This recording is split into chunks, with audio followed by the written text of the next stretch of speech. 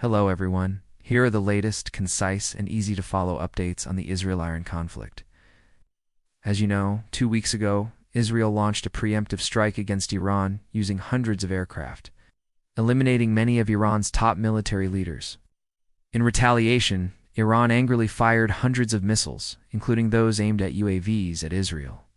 Initially, Israel claimed to have intercepted 80 to 90% of Iran's missiles. In the days that followed, Israel continued bombing Iran's nuclear facilities, missile-launching bases, and took out more of Iran's generals. As a small country, Israel's main strategic advantage over Iran is its nuclear arsenal. Should Iran succeed in developing nuclear weapons, Israel fears obliteration. Since Iran has long expressed intentions to eliminate Israel, that's where the U.S. stepped in. The U.S. deployed 6 Beta stealth bombers carrying the world's most powerful non-nuclear bombs, each weighing 14 tons. I believe Iran would be cautious.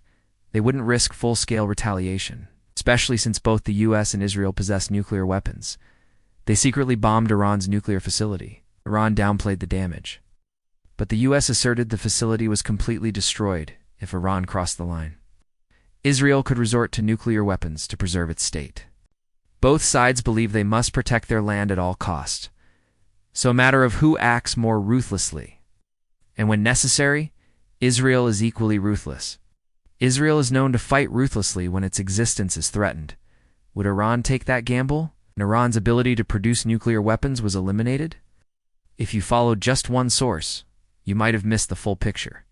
As before, it appeared symbolic rather than destructive. They fired 14 ballistic missiles, and U.S. officials said they intercepted 13 landed in an uninhabited area. Did that really happen? I believe so because Iran warned the U.S. ahead of time, allowing preparation. Even Donald Trump thanked them for the warning on social media. That suggests Iran didn't seek real damage but wanted to make a statement and signal they want the conflict to end. In fact, in 2017, Iran installed a countdown clock set to 2040. The year Iranian leadership claimed Israel would no longer exist. If Trump's timeline holds 12 hours after his announcement, Iran stops. Then Israel stops by 6 a.m. Tomorrow then, the war could end soon. Personally, I find it sudden too. But let us watch the next 24 hours to see if Trump's peace plan holds true. But is that accurate? Iran responded by launching additional missiles at Israel, including multiple ballistic missiles. No one has proposed one to us, and I see no reason for it. But that statement came 45 minutes before Trump's announcement, so it was in denial of his claim. Later, about an hour after Trump spoke, Iran stated, "We will stop responding if Israel stops attacking no later than 4 a.m. So while details are unclear, it's evident Iran no longer wants the conflict to continue. They seek peace. After about a week of fighting, Israel's air defense system began to weaken due to a depletion of interceptor missiles. That leaves few candidates. Among nuclear-armed nations, most are Israel's allies. Iran must therefore respond to the U.S. strike without nuclear weapons. I expect a moderate retaliation similar to past responses. And if the U.S. and Israel hold back, the conflict may end there. Only China, Pakistan, and North Korea could hypothetically supply Iran. But China has no strategic reason and would risk Israeli nuclear retaliation. Pakistan and North Korea also have no strong ties or incentives to arm Iran. Most recently, Israel reported that its interception effectiveness had dropped to just 65%. Meanwhile, Iran also began firing fewer missiles, indicating that Israel had destroyed many of their launchers. Does this mean the war is cooling down as both sides exhaust their weapon stockpiles? The answer? No. Israel's biggest concern is Iran obtaining nuclear weapons. That's why the conflict is centered on Iran's nuclear facilities. If Israel can destroy those sites, there'd be no strategic reason to continue strikes. Iran might seek revenge, but the existential threat would be nullified.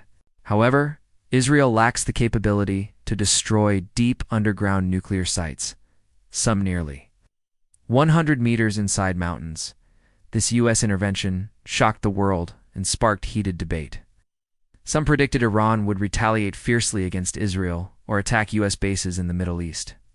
Even if Iran has a large inventory of advanced hard-to-intercept missiles like ballistic or hypersonic types Israel's nuclear deterrent remains decisive.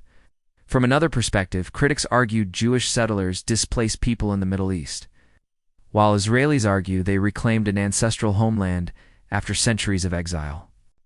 So even with weakened air defenses, Iran would be foolish to push Israel to the brink of nuclear retaliation. It would be mutual destruction. The situation resembles a strong fighter facing a smaller, armed opponent who's daring them to come closer. There's talk that Russia indicated some countries might provide nuclear weapons to Iran, but when asked if Russia would do it, their former president declined, citing the Nuclear Non-Proliferation Treaty. So if Russia won't supply nuclear weapons, it's highly unlikely anyone else will. What actually happened? From late last night until this morning, multiple conflicting reports emerged. First, Iran launched an attack on a U.S. military base in the Middle East. Then this morning, headlines claimed Trump declared a ceasefire deal between Iran and Israel. Iran stops. Israel stops 12 hours later, and the war ends in 24 hours. Iran's foreign minister was quoted saying, "What's ceasefire?" The Iranian foreign minister also thanked Iranian soldiers for courage to the footshot, implying an end is near either for the soldiers or the war. That said, reports indicate Iran still launched some missiles this morning, around 6 in the first waves, plus more and smaller follow-up rounds, far fewer than the initial barrage. So Iran might be finishing one last round before stopping. It's unfolding surprisingly fast, even officials are skeptical.